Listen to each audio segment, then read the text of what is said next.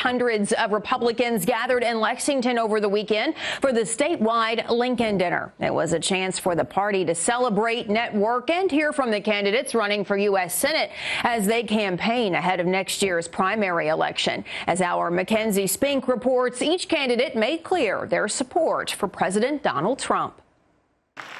The mood at this year's statewide Lincoln Dinner was largely celebratory.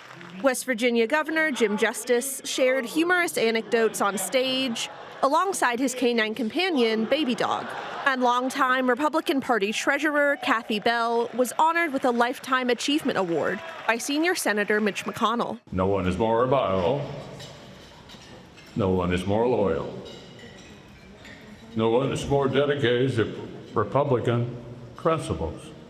CNN's senior Republican correspondent, Scott Jennings, was the MC for the evening. His jokes about the Democratic Party's low approval numbers proved to be a consistent theme that emerged throughout the evening.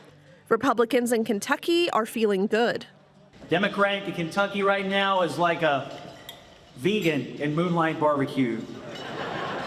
Technically welcome. You're not having that much influence on the menus, let's be honest. 33%.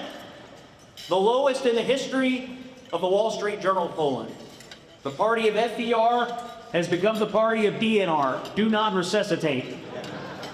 The crowd heard from the 4 Republican candidates running for Mitch McConnell's Senate seat. All 4 made appeals to their support for President Donald Trump.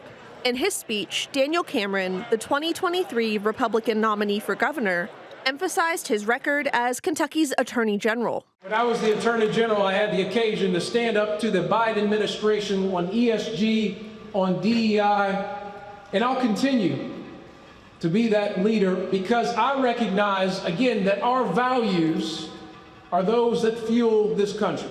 Currently representing Kentucky's 6th District in Congress is Representative Andy Barr. He spoke on his current work with President Trump on items like the Big Beautiful Bill, but also on his record of winning hard elections.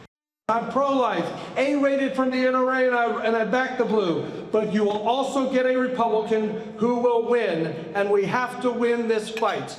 Fellow Republicans, I'm battle-tested, and unlike my opponents, I have won the tough elections. With your help, we flipped the Democrat seat in Congress, and we've held it ever since. With patriots like people in this room, we will not fail. Businessman Nate Morris continued his messaging against, quote, career politicians, implying that such politicians are the problem in Washington today. I don't want to be the longest serving anything in U.S. history. That's one of the reasons why I'm running. It's the career politicians that have stabbed our president in the back over and over and over again. It's the career politicians that wrote blank checks to Ukraine.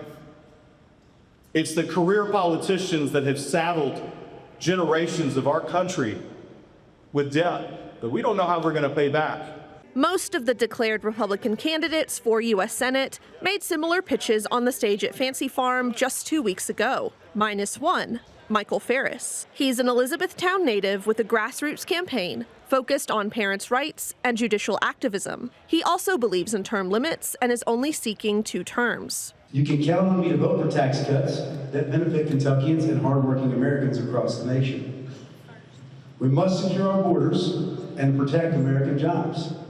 Never in history have we seen the federal judiciary held accountable. That's because Congress has broken their promises for nearly 4 decades. The judges who once ruled in favor of the Constitution are long gone or on their way out. It's time we give the power of impeachment of those judges directly to the people. Over 800 Republicans attended the 2025 statewide Lincoln Dinner. It's the first time the event has been held in Lexington for 5 years. For Kentucky Edition, I'm Mackenzie Spink. Happening just outside the Lincoln Dinner was a protest organized by Peaceful Bluegrass Resistance. Protesters shouted at the Republican attendees as they entered the building, and many held signs demanding the release of the so-called Epstein list. We felt like they've abandoned their constituents here in Kentucky to take care of their corporate donors and their corporate overlords and the billionaires. We don't agree with the rampant overreach of the executive branch. We don't agree with Congress relinquishing all of its constitutional power to the executives, and we certainly don't agree with the cowards in the Supreme Court that are failing to uphold their constitutionally mandated powers to keep the executive branch in check. The Facebook invite for the protest highlighted that tickets for the Lincoln dinner ranged from $100,000 to $15,000.